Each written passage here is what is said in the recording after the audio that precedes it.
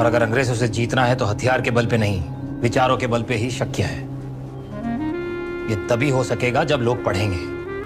हम यहाँ देशभक्ति की बात कर रहे हैं।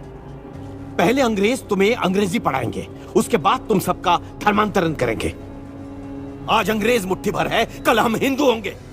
तो फिर आप देशभक्ति का अर्थ ही नहीं समझते। आप हमें हिंदू भी कहते हो और अछूत भी।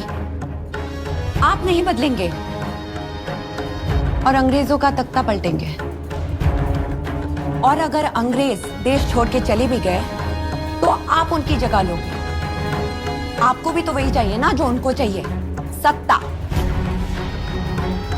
कर दीजिए हमें इस गुलामी से आजाद, फिर एक साथ लड़ेंगे अंग्रेजों से। वही देवी भागवत छठा स्कंद और 414 पृष्ठ।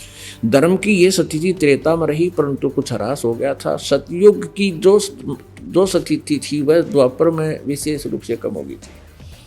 राजन, उन प्राचीन युगों में सतयुग, त्रेता, द्वापर में जो राक्षस समझे जाते थे वे कलयुग में ब्राह्मण माने जाते हैं। आम ये ब्राह्मण नहीं होते जो मजदूरी अपना किसान का काम करते हैं, खेती करते हैं या कोई और, ये ब्राह्मण नहीं। ब्राह्मण जो गुरु पद पर होते हैं, जो ऋषि पद पर होते हैं, उनको ब्राह्मण कहते हैं। तो ये कलयुग के ब्राह्मण तो ये बताया कि तो राक्षसों के तुल्य थे। सतयुग, त्रेता, द्वापर में जो राक्षस हुआ करते उससे तो आज के ब्राह्मण हैं। अब दास नहीं कह रहा, इनका इतिहास कह रहा है। ये देखिए, उन प्राचीन युगों में जो राक्षस समझे जाते थे वे कलयुग में ब्राह्मण माने जाते हैं, क्योंकि अब के ब्राह्मण प्राय पाखंड करने में तत्पर रहते हैं। दूसरों को ठगना, झूठ बोलना और वैदिक धर्म कर्म से अलग रहना कलयुगी ब्राह्मणों का स्वाभाविक गुण बन गया है।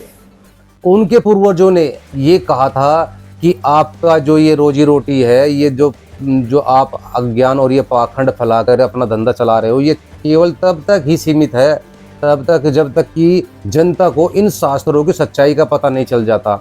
इसलिए पहले के जो ब्राह्मण होते थे उन्होंने जो है केवल एक बैन लगा रखा था कि जो संस्कृत भाषा को केवल ब्राह्मण ही पढ़ सकते हैं, अन्य संस्कृत भाषा को नहीं जान सकता, पढ़ नहीं सकता। इसका कारण ये था कि कहीं इन शास्त्रों को जन समाज ना पढ़ ले और आपकी रोजी रोटी न चले। तो अब जो है संत रामपाल जी महाराज जी ने जो है इन शास्त्रों को जन जन को पढ़ाना शुरू कर दिया है।